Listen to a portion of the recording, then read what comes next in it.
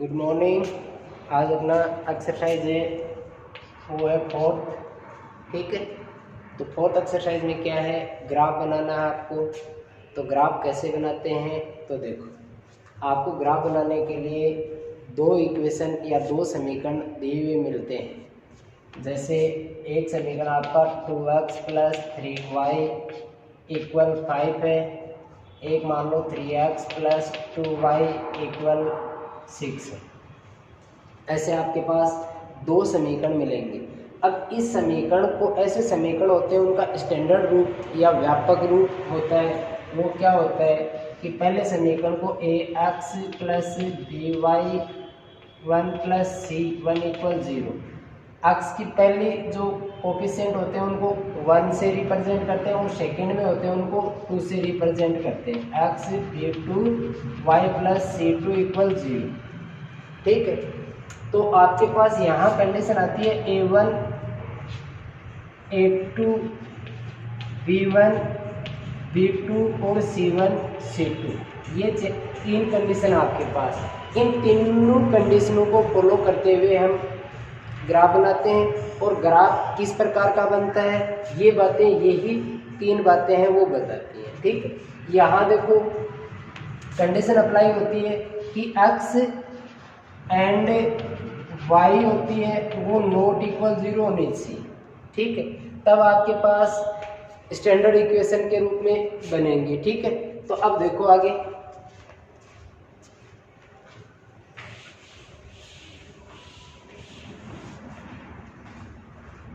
आपकी क्लास में ये है कि a1/a2 = b1/b2 = c1/c2। First condition है। सेकेंड कंडीशन आपकी a1/a2 = b1/b2 = c1/c2।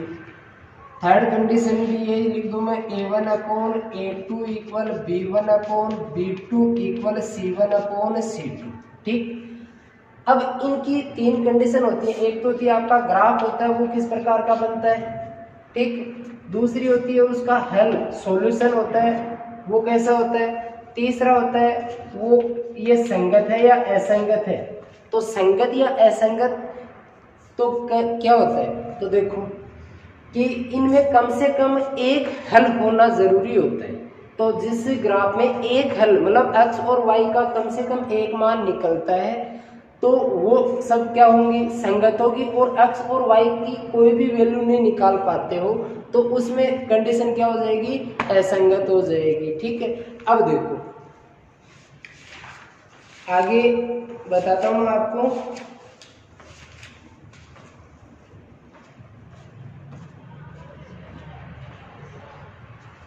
संगत या असंगत को बोलते हैं बेटा कोइंसिडेंट एंड इनकॉन्सिडेंट, कॉन्सिडेंट एंड इनकॉन्सिडेंट। तो संगत को तो बोलेंगे कॉन्स्टिडेंट और असंगत को बोलेंगे इनकॉन्स्टिडेंट। देखो आगे, उसके बाद में आता आपका, तो देखो आगे कि ये कहूँ कि a1/a2 ≠ b1/b2 ≠ c1/c2। इसको ऐसे भी रिप्रेजेंट किया जा सकता है a1/a2 ≠ b1/b2। इतना भी इसको रिप्रेजेंट किया जा सकता है। जब ये तीनों के वैल्यू होते हैं वो इक्वल नहीं होते हैं, समान नहीं होते। जैसे किसी भी समीकरण है उसकी तुलना कर ली, आपके पास 1/2 1/3 5/4 ऐसे वैल्यू आ गई, तो ये देखो एक दूसरे के इक्वल नहीं है, इसका मतलब नॉट इक्वल हुए ना। इसका मतलब आपका जो ग्राफ होगा वो क्या होगा बेटा, प्रतिच्छेदी होगा। क्या होगा, प्रतिच्छेदी। ठीक है, तो प्रतिच्छेदी ग्राफ होगा। ठीक है, और हल होगा वो होगा अद्वितीय या एक ही हल। ठीक है, और अब इसका मतलब एक हल हो रहा कम से कम, इसका मतलब क्या हुआ आपका, संगत हुआ। संगत का मतलब क्या हो गया बेटा, कोइंसिडेंट। ठीक है, अब देखो प्रतिच्छेदी का मतलब होता है बेटा इंटरसेक्टिंग। प्रतिच्छेदी का अर्थ क्या होता है, इंटरसेक्टिंग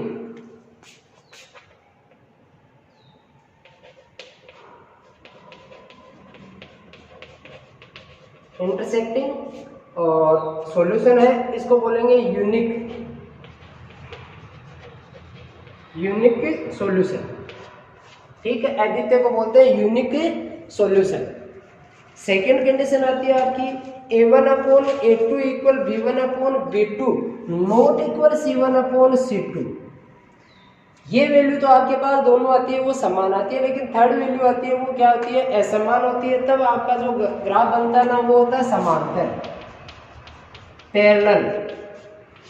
ठीक है, हल होता है वो क्या होता है, कोई हल नहीं होता है, कोई हल नहीं। ठीक, कोई हल का मतलब कोई सॉल्यूशन नहीं है इसका, एक्स और वाई की वैल्यू नहीं निकल पाती है बेटा।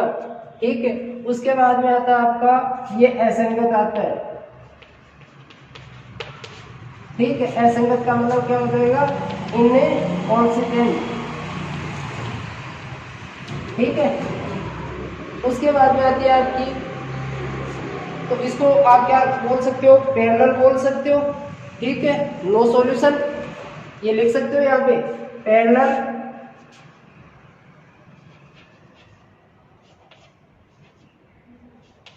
And no solution.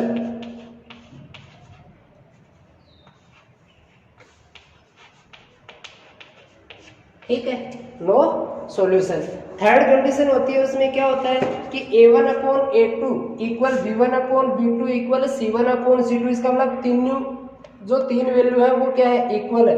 इसका मतलब आपका ग्राफ होगा वो क्या होगा बेटा, समपाती। ठीक है, अनेक सॉल्यूशन, अनेक हल, और ग्राफ होगा वो क्या होगा, संगत। इसका मतलब संगत को क्या बोल दोगे, कोइंसिडेंट। ठीक, और मैंने सॉल्यूशन हो जाएगा। संपाति को बोलते हैं एक तो ओवरलैपिंग,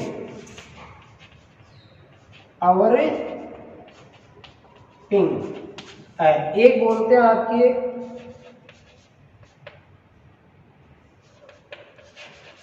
कोइंसिडेंट।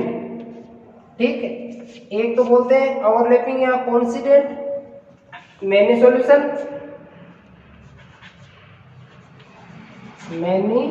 सॉल्यूशन या बोलते हैं इनफिनिटी सॉल्यूशन।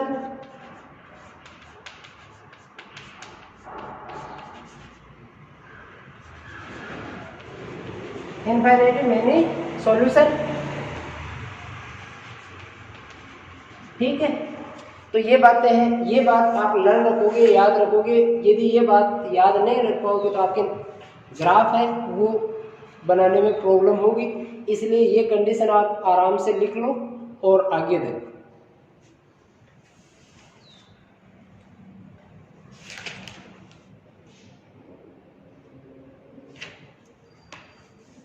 तो देखो आगे,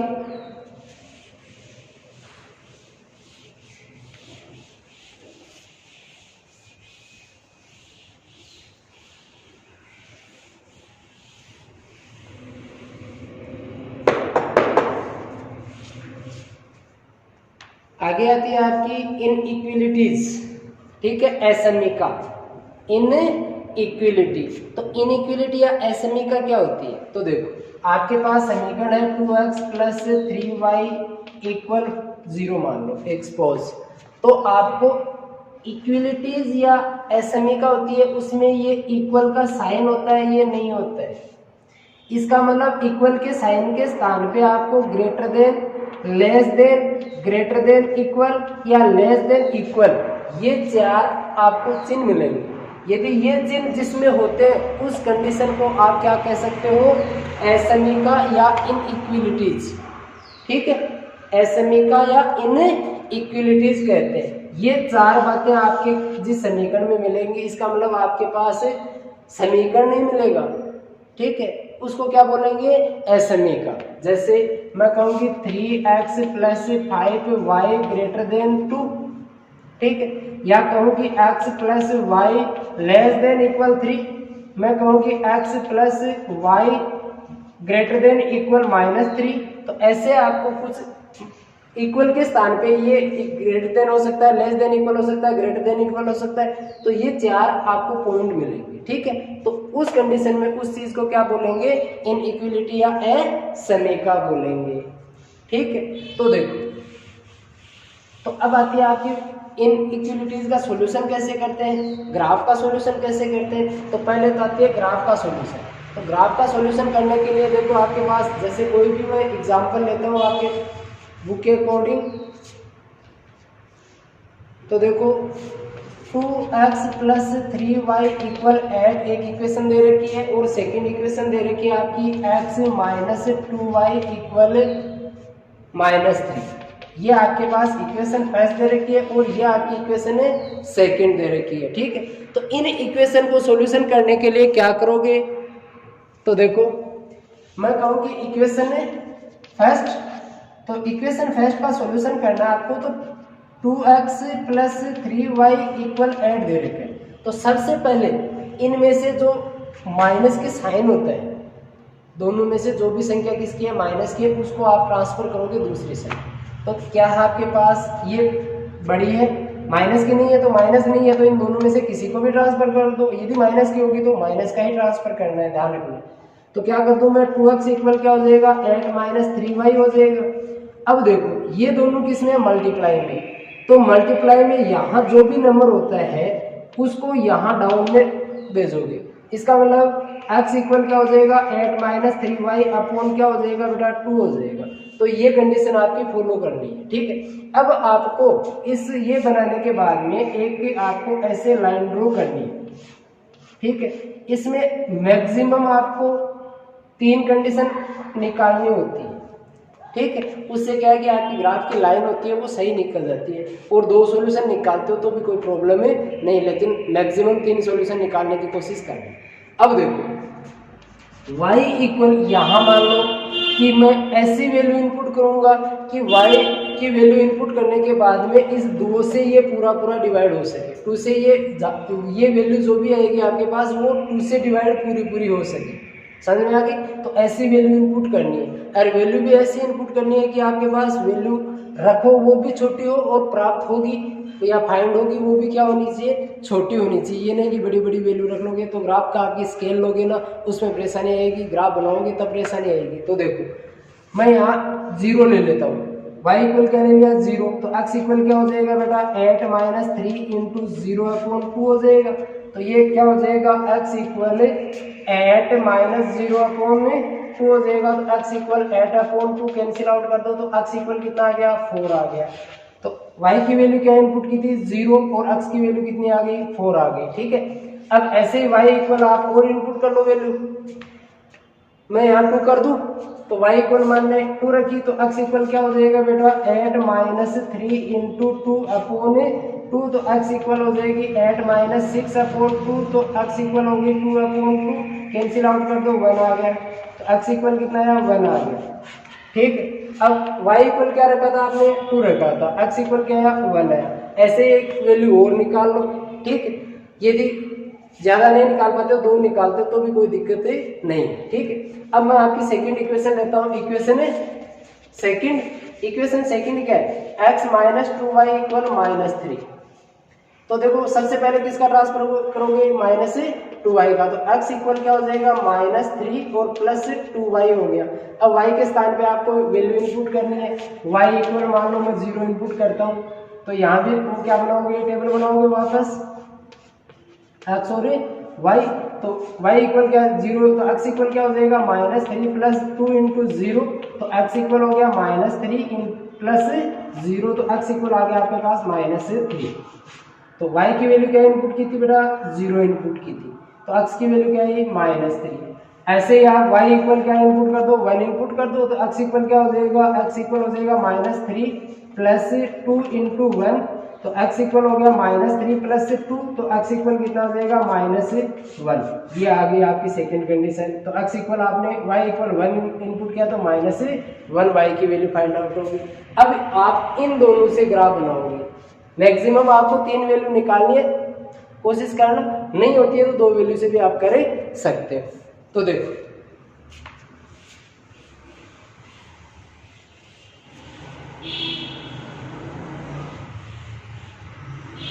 ये जो आपके पास 2 टेबल बनी हुई हैं, इन दोनों टेबलों से आप ग्राफ बनाएंगे। तो देखो कैसे बनाएंगे, एक हो गई आपके पास x और y की 4, 0 और 1 और 2, ये टेबल हो गई, ये इक्वेशन फर्स्ट की है और ये हो जाएगी इक्वेशन सेकंड की। तो देखो आगे ग्राफ कैसे बनाना है। ग्राफ पेपर आपने सब में देख रखा है कैसा होता है ग्राफ। तो देखो आपका जो ग्राफ पेपर है उसके बीच में ऐसे एक लाइन ड्रॉ करनी है, एक लाइन ऐसे ड्रॉ करनी है बीचों बीच, ठीक है। उसमें आपको ये बातें बताई हुई है मेरी, फिर भी वापस बता रहा हूँ। ये पृथ्वी के समांतर पैरेलल ऑफ अर्थ क्या कहलाती है, एक्स अक्ष कहलाती है। इधर क्या हो जाएगी, एक्स डैश हो जाएगी, सर की ओर अपने क्या हो जाएगी, वाई हो जाएगी, और नीचे क्या हो जाएगी, वाई डैश हो जाएगी। ये बिंदु क्या कहलाता है, ओरिजिन, मूल बिंदु। और मूल बिंदु के निर्देशांक हमेशा क्या होते हैं बेटा, 0 और 0 होते हैं, ठीक। अब देखो अपना जो राइट हैंड होता है ना, उसमें अक्ष की वैल्यू क्या होती है, प्लस की होती है, सर की तरफ क्या होती है, प्लस होती है, और अपने बाएं हाथ की तरफ क्या होगी, अक्ष की वैल्यू माइनस होगी, और वाई की पैरों की तरफ अपनी माइनस की वैल्यू होती है। इसके बाद में देखो ये जो मोटी मोटी लाइन है ना, उन पे ऐसे ड्रॉ कर लेते हैं लाइन को, ठीक है, ऐसे।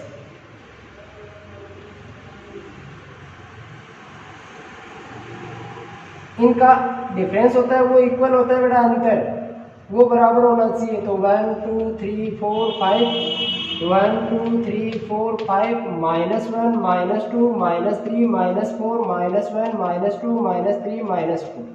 अब सबसे पहले यहाँ लिखोगे पैमाना, ग्राफ के ऊपरी ऊपर पैमाना लिखोगे। पैमाने में क्या है, सबसे पहले पैमाना या स्केल, तो क्या लिखोगे कि एक अक्ष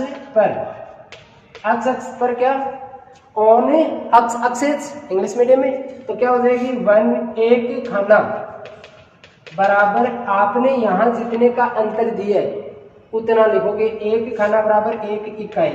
यदि यहाँ आपने 2 4 6 8 10 ऐसी वैल्यू इनपुट की है तो यहाँ 2 इकाई लिखोगे।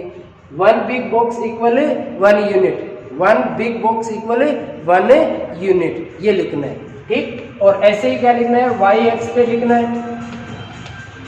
तो वाई एक्स पे लिखोगे तो ऐसी की ऐसी वैल्यू आपको इनपुट करनी है। तो वाई एक्स पे क्या लिख दोगे, एक खाना बराबर 1 इकाई, ठीक है। 1 बिग बॉक्स इक्वल 1 यूनिट, ठीक। अब देखो इक्वेशन फर्स्ट पे आपकी एक्स की वैल्यू कितनी है बेटा, 4 है, तो एक्स पे आ जाओ 4 पे, और वाई की वैल्यू क्या है, 0 है, तो इसका मतलब ये एक्स पे रहेगा। दूसरी क्या आ रही है आपकी, एक्स की वैल्यू 1 आ रही है और वाई की वैल्यू कितनी आ रही है, 2 आ रही है। तो 1 वाली लाइन और 2 वाली लाइन जहाँ क्रॉस करती है, आपको लाइन ड्रॉ नहीं करनी है, जहाँ क्रॉस करती है उस पॉइंट को दे दोगे। अब देखो एक पॉइंट ये है, इसका नाम दे दिया ए का मतलब आपके पास से कोऑर्डिनेट क्या आ जाएंगे, 4 और 0 आ जाएगा। बी है तो बी के कोऑर्डिनेट या निर्देशांक क्या हो जाएंगे, 1 और 2 हो जाएंगे। इन दोनों पॉइंटों को एकदम सीधी स्केल की सहायता से ऐसे आगे बढ़ा देंगे, ऐसे, और ऐसे आप इन पे तीर के साइन। अब देखो जिस साइड में आपके पास ग्राफ खाली पड़ा ना, वहाँ इसकी इक्वेशन लिखनी है, समीकरण। तो क्या थी, 2x + 3y इक्वल क्या था, 5 है क्या, या 8 था। तो ये आपने इक्वेशन लिख दी, ठीक। अब सेकंड में चलो, तो सेकंड में x की वैल्यू क्या आ रही है, -3, और तो ये यहाँ आ गई, ठीक है। इसका नाम दे दिया c, और c के कोऑर्डिनेट क्या हो गया बेटा, -3 और 0 हो गया। उसके बाद में आपकी x की वैल्यू तो क्या है 2, और y की वैल्यू इतनी है 2, और x की वैल्यू क्या है 1, सॉरी -1, x की वैल्यू तो -1 ये रही, और x की तो ये आ जाएगी। ये जो जहाँ लाइन क्रॉस करेंगे इसका नाम दे दिया ABCD, और D के कोऑर्डिनेट लिख दिए -1 और 1, ठीक। इन दोनों पॉइंटों को एकदम सीधी लाइन से ऐसे जॉइंटिंग करना ऐसे, ठीक है। तो ये आपके पास लाइन ड्रॉ हो जाएगी, और इसमें भी आप इसके समीकरण जो इक्वेशन दे रखी है वो इक्वेशन इनपुट कर दोगे, ठीक। अब देखो ये दोनों क्या कर रही है, इंटरसेक्टिंग कर रही है ना इस पॉइंट पे, तो ये इसका क्या होगा, प्रतिच्छेदन बिंदु या इंटरसेक्टिंग पॉइंट। नीचे लिखोगे कि समीकरण या इक्वेशन ये और इक्वेशन इसकी को लाइन समीकरण ग्राफ रूप में बनाने पर दोनों लाइन या दोनों जो लाइन है वो क्या कर रही है, इंटरसेक्टिंग या प्रतिच्छेदित कर रही है। और प्रतिच्छेदित बिंदु 1 और 2 है, ऐसे आप नीचे की लाइन लिखनी है। अब देखो ग्राफ में जो होती है वो पैमाना होता है हाफ नंबर का, आपका आधा नंबर का पैमाना होता है, नीचे की लाइन लिखी हुई होती है वो भी आधे नंबर की होती है। उसके बाद में ये जो ग्राफ में आपने फिगर बनाया ये फिगर होता है आपका 5 नंबर का, ठीक। ये ग्राफ आता है आपका 6 नंबर का, आपको एग्जाम में ग्राफ मिलता है बेटा, ठीक है। तो ऐसे आपको ग्राफ बनाना है। ये बातें बताई हैं, ये कम्प्लीटली आपको ध्यान रखनी है। उसके बाद में नेक्स्ट जो क्लास होगी उसमें मैं इनइक्वालिटीज या एसएमई का है उसको सॉल्यूशन बताते हुए इसके 2-4 क्वेश्चन बताऊंगा, ठीक है।